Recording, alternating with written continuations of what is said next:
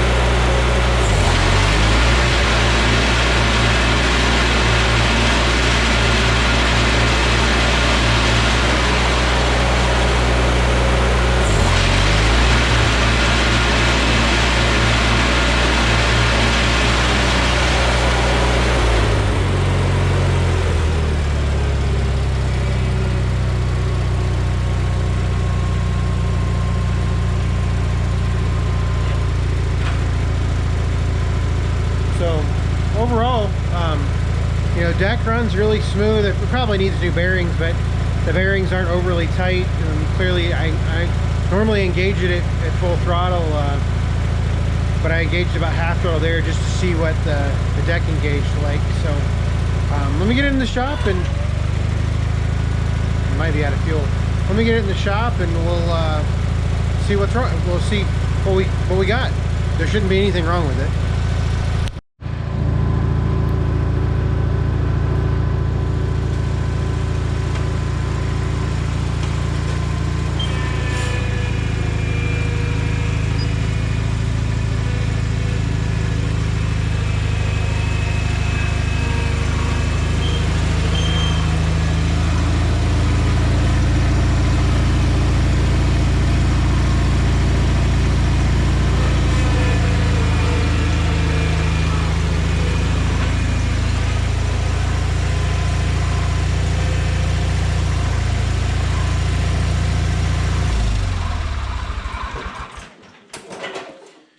I actually got to thinking, and I probably need to take the deck off first. So I'm going to take the deck off while it's outside before I get it in here, and there's not enough space. So I'll take the deck off, and then we'll drag it in here.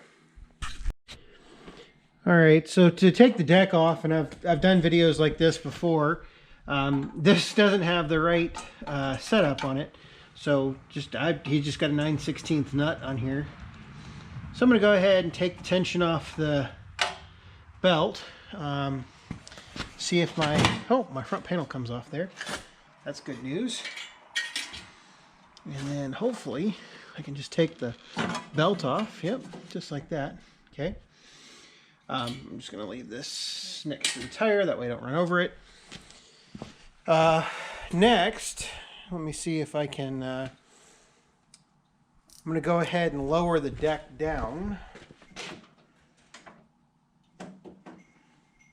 I probably should have adjusted the deck height first. Nice thing is, with these units, these decks aren't that heavy, so let me get a screwdriver.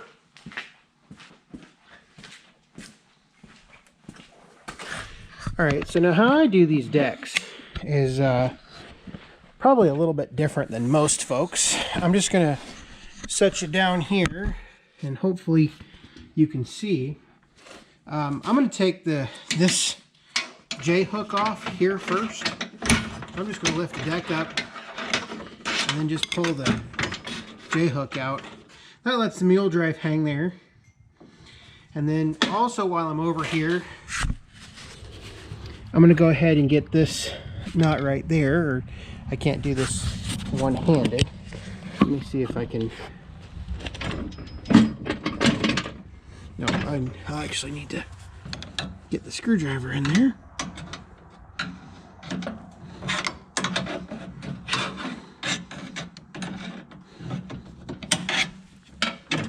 Okay, I got that down. Next, and there's always one little area that's a difficult one. So evidently they've got this piece of metal in there that I got to get a pair of pliers to fix. Hopefully you can see that. So I'm going to go ahead and do this to the other side and then get a pair of pliers and I get those pins out, and we will I'll come back when I get all that done and get the deck out from underneath the machine.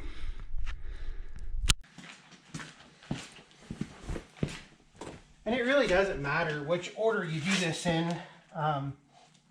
You know, it's all going to require you to get down on the ground no matter what. So there's not a whole lot you can do about it until somebody uses a I don't know what kind of metal they used. There we go.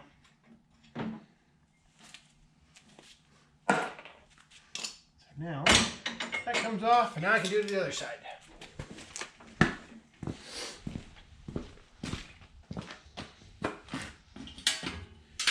And I went ahead and left the camera recording, that way you've got a rough idea of how long this takes.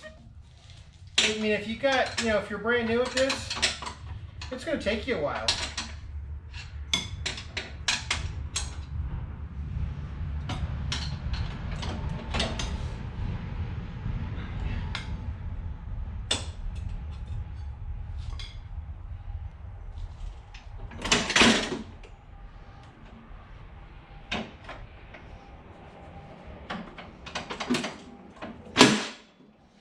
Go.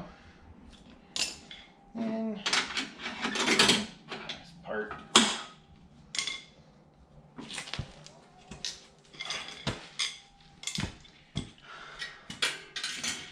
One really important thing that I do try to tell folks is you really should remove these decks more often than folks actually do. It's just really important to do that.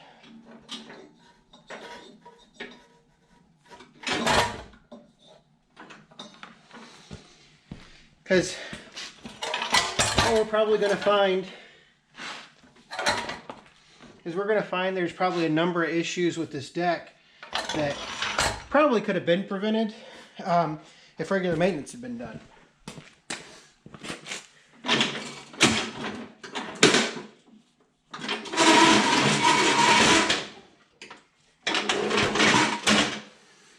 Alright, so there's the deck. Let's take a peek at it. So overall, I don't see any rusting or rust through or anything.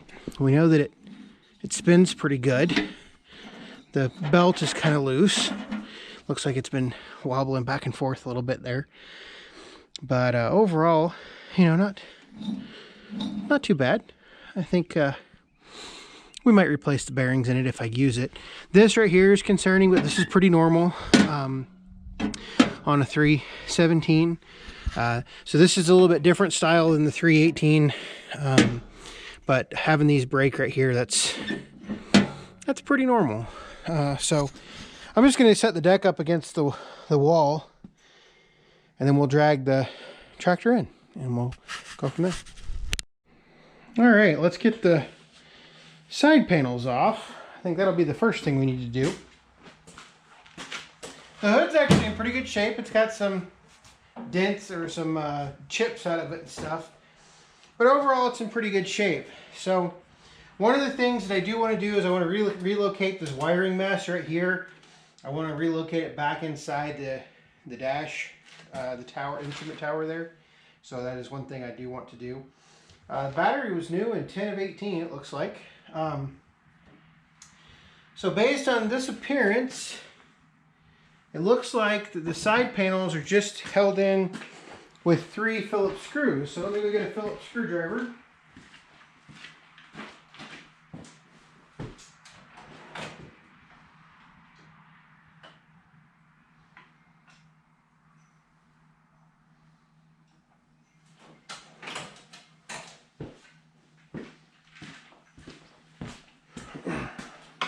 And we'll see if we can't get these side panels off. I just noticed one thing. It's a pretty common problem, and I'll show you when I get the side panel off.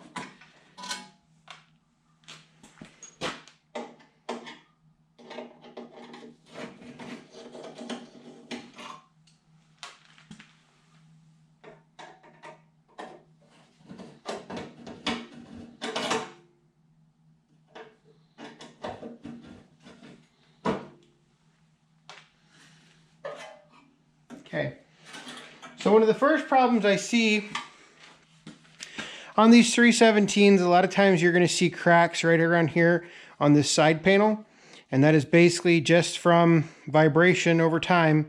That side panel cracks, so that's pretty normal. Find some place to stack all this stuff up. Looks like the engine's pretty grungy.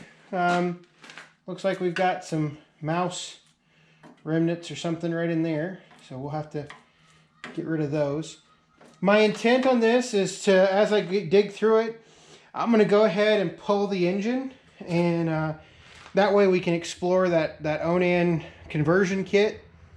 And after I pull the engine, we'll go ahead and take all the tins off the engine. I don't think because the engine runs so well, I don't think at this point in time I have any intentions of opening the engine up other than just removing the tins to just to clean it. So we'll hopefully get that done here in the next couple weeks. That's my goal, at least. I am going to put these screws back before I lose them.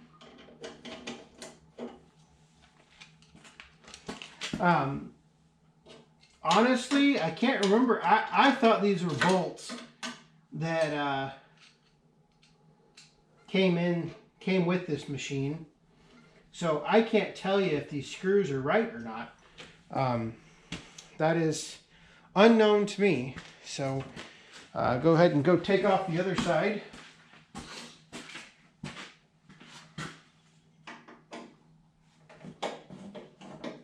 I can't remember if I said it, but this is an 81. So, you know, I would expect to find for a 40-year-old machine, which it is 40 years old if you want to think of it that way. For a 40-year-old machine, I'm going to expect to find some issues in it.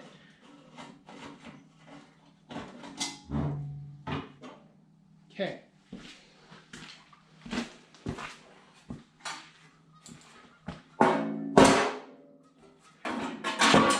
First thing I'll tell you is holy buckets of oil filters over here. I'll drag you back over here in just a second. Now that's interesting. The battery was shipped in October of 20. So that makes no sense. Why it has 1018. Unless that's just 1018 to 20. Alright. So let me take you off the tripod here. That is a rather large oil filter. And sounds like our geese are back, so you can hear them. But that is not a that's not a Deere oil filter. Oh, it's a Ford oil filter, if you can see that. I think that's a first for me. I've never seen a Ford oil filter. Looks like our voltage regulator's been replaced, and looks like he mowed around cottonwoods or something. But yeah, so the engine's a 93. It's a P218G from 93. You know, overall, I mean, it's messy in there, but not too terrible. I don't know what that is. Looks like a ground for something. So, all right, let's take the hood off, and then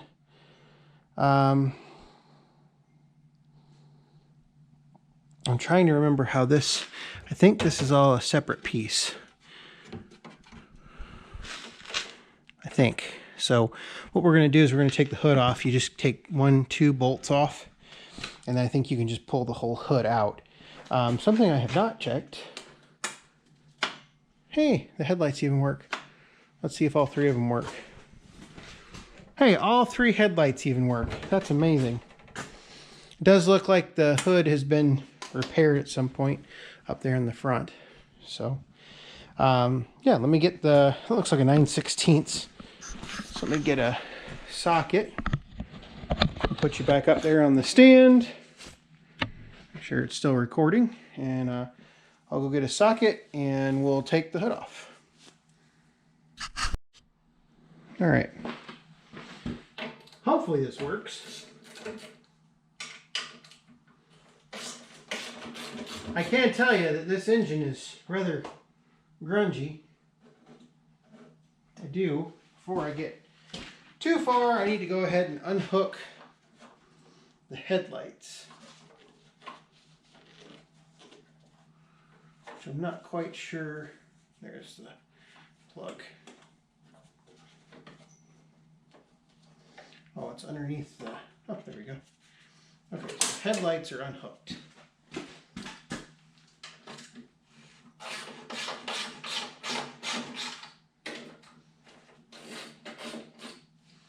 This is one of those machines that evidently the former owner had dogs and ran over a lot of dog crap.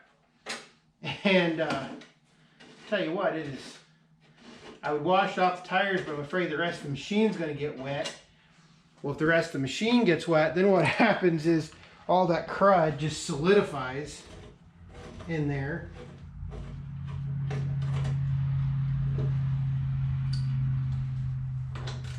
And that's the last thing you want.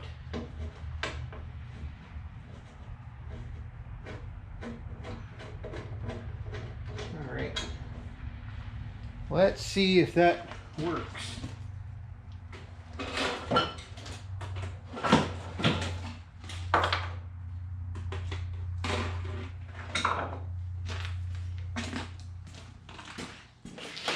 Take the hood off. Yep. All right. So we got the hood off.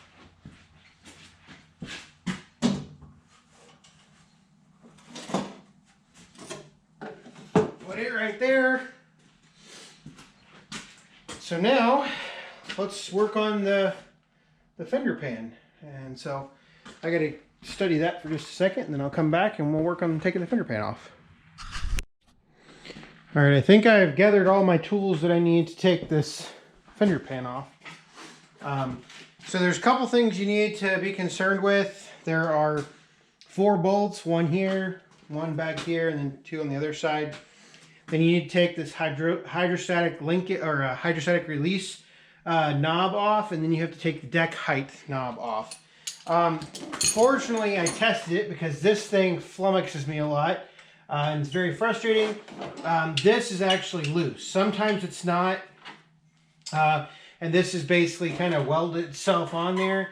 And it's very, very difficult to get off. I'm very fortunate in this case that it is free. I've gone so far as to actually having to break these off before. And you just have to get a new one. So then you just got to take and basically take it all apart at that point, because obviously the fender pan's not coming over to the top without just gonna put it all in there, and then you take and you just lower this down, lower the deck height back down. That way when this fender pan comes up, it'll go over that bolt sticking up. I'm just going to leave it like that. Next is a 1/2 inch wrench. There's just a jam nut on the bottom there. We're going to see if I can do this. There we go. And now you can take that off. This is a different, so if you look, this is the deck height. That's the hydrostat. So they are different. You can't confuse them. So now I think what I'm going to do is I'm going to go ahead and take the 4 bolts off, and we're going to see what other kind of trouble we can get in. It is important that you take the tail lights out. Looks like one was already done for me.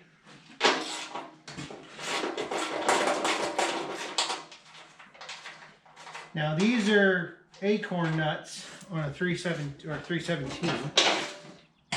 I don't know if that's stock or not.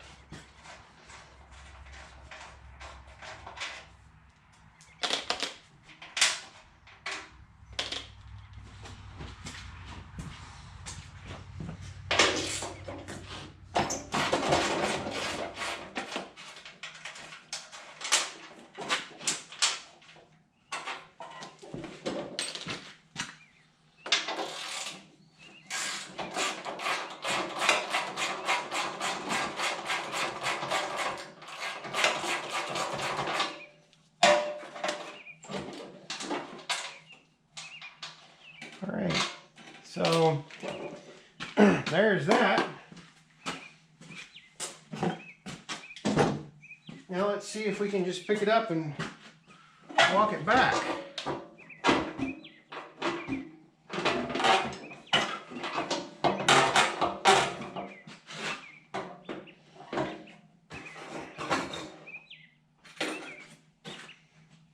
Stuck on the gas.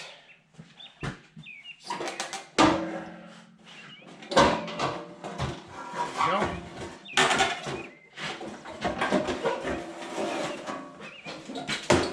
Perfect.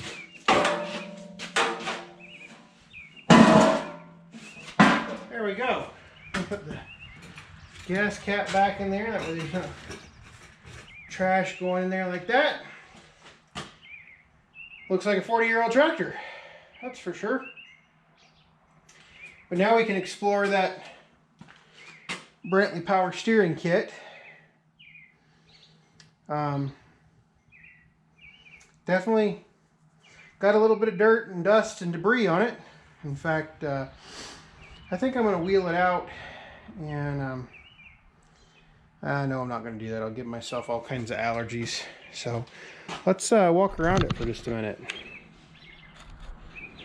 So here's the Brantley power steering kit. We'll come back to that in just a minute.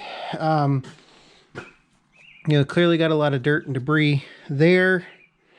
Like I said, it looks like it just mowed around a lot of cottonwoods. The isolators on the fender pan look fairly new.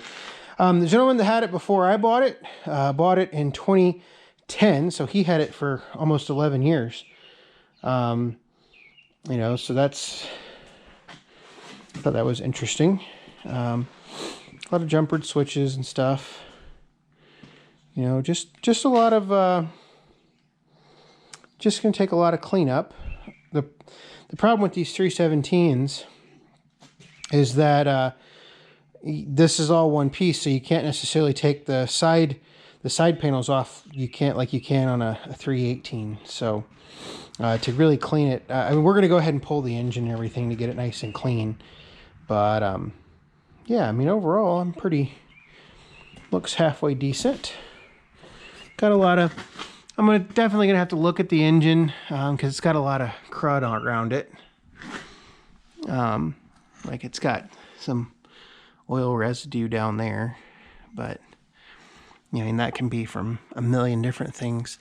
The dipstick definitely has some oil residue on it that we'll have to get off. So you know, the key thing here is the fact that I gotta get the pressure washer out to clean this. It does look, oh no, maybe not. I'm trying to figure out what all that is right there. It's wiring of some sort, but I don't know what it's related to. And it does look like it will be easy enough to move all of this, because all of this, that's a ground. It does look like it'll be easy enough to move all of that back into the machine itself. And that'll make it look a lot better, a lot cleaner. So I think that's where we're going to stop for tonight. That hose looks awful new right there. Just picking out little things that I'm seeing. This gas tank is almost full. No, it's not. Okay. Well, I'm gonna have to move this to get the gas tank out so we can look underneath there. I should probably just go ahead and replace the fuel lines while I'm at it. So I might as well do that as well. So, and actually here, we'll go ahead and go over this Brantley power steering kit. So how this works,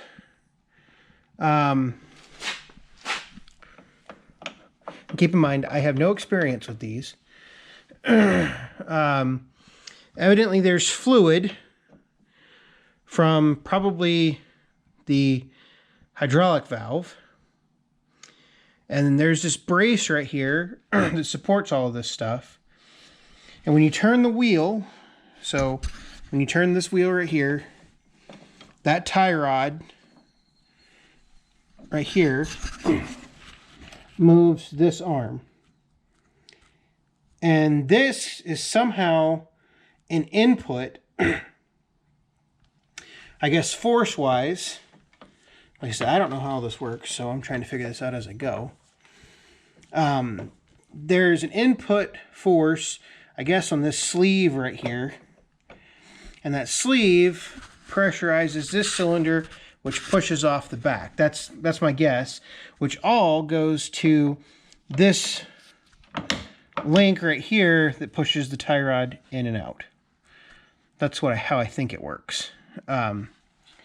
And I mean, this system's just really loose. So I think we need to adjust a couple things, which we might do. I'll have to see what I can figure out, what I can read online. I really don't know anything about these Brantley kits, but it seems very, very nice on this machine. If it didn't creep quite as bad as it did, I'd go ahead and fire it up, but being in the shop, I don't want it running into anything if I can't control it. So I'm just going to let it sit here. But today's a nice, really good, last good day for 3 or 4 days. So this will probably be all I get done on this. The weather just turns really crappy here in the next, well, actually about 6 hours. It's just not going to be a good weather type system. So this is probably all the progress I'm going to make on this week, and maybe this coming weekend, the 27th, whatever that is, I'll make some more progress on this. So this will probably be the only good video this week, but hope you enjoyed it. Like I said, we found out a little bit more about the machine. We'll get it cleaned up and we'll attend to its little issues and we'll go from there. Thanks for watching.